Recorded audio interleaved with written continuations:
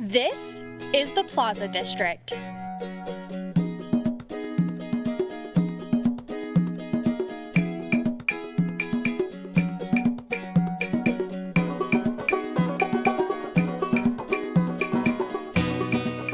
The district that came back because of that independent retail vision.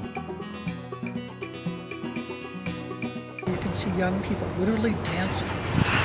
You can see people just enjoying life. Sometimes they'll just be random performances. It just refreshes you. It's just a wonderful environment. This is known as one of the hippest areas in Oklahoma City. 16th Street between Penn Avenue and Classen Boulevard is known as the Plaza District, full of artists and murals everywhere. This history is so rich, but this isn't all the history that the Plaza District has to offer. A business district in the 1920s revolutionized into an entertainment hub in the 1930s. The successful area continued into the 1960s, but took a hard turn in the 1970s, opening the area up to crime and deterioration. The comeback story of the Plaza District starts in the late 1990s, when community members discussed the issues of the area, formed the Plaza Association, and held their first festival. With just a flatbed trailer as their stage, Everything Goes Dance Studio dancers and Oklahoma City University's string quintet, they performed for the community, which is now what we know as the Plaza District Festival.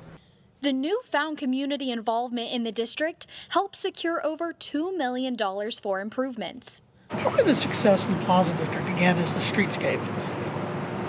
We had done successful streetscapes to some degree in the auto alley, stockyards, but we hadn't really hit any home runs, not until we got to Plaza District. It helps because Plaza is a small, compact district.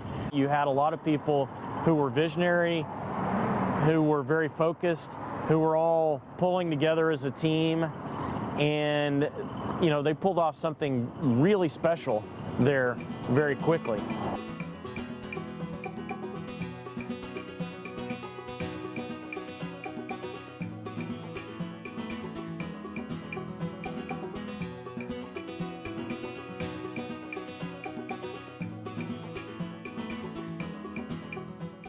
Lyric at the Plaza reopened its doors in December 2007, and since then, they have been a continuous anchor for the district. As the area evolves, we have to be sure to protect some of the anchors that give the district its character. This focus on key anchors and culture within the Plaza District has only been continued by property and business owners Steve Mason and Amy Apatone.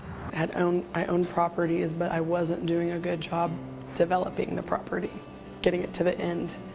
And there wasn't a lot of development that had happened yet. Amy Apatone came to me and said, it's time. This district is no different than many other districts across the United States.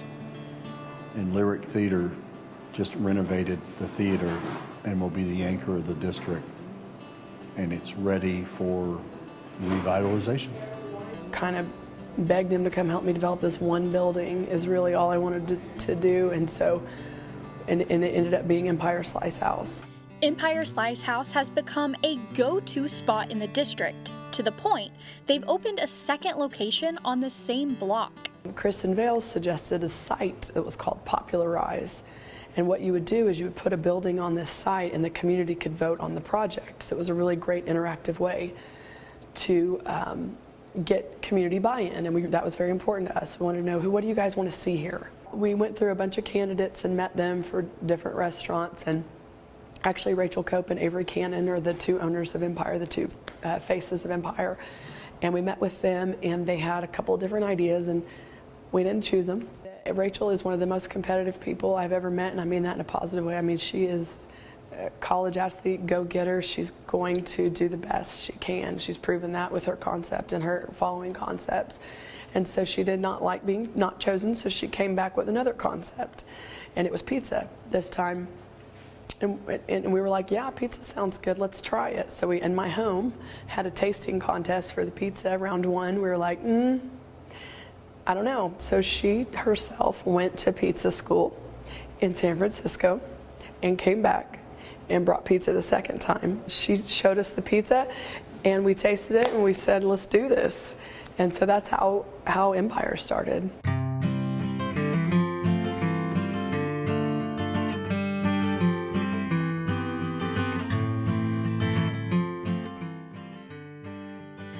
With the Plaza District constantly changing, business owners, property owners, and residents have to stay aware of who is leading that change, including the plaza walls that change every single month. Steve Mason, who are dedicated to keeping shops like Bad Granny's in place. The eccentric, weird shops that usually cannot thrive if it's $20 per square foot. So you have enough property owners in Plaza District committed to keeping those shops in place and using some other retail spaces at higher rent to subsidize the unique retail. As you become more successful, you have to be careful not to lose what made you special. You've got to patronize these restaurants and shops. And the shops, merchants, they know they need to make it more experience oriented. But one of the casualties of redevelopment is the less affluent people get kicked out. They have to go somewhere else. And I can't fix that at the home level. I can fix it at the business level. So, what's next for the district? A new parking lot has been developed to accommodate the nearly 8,000 cars that pass through the plaza daily.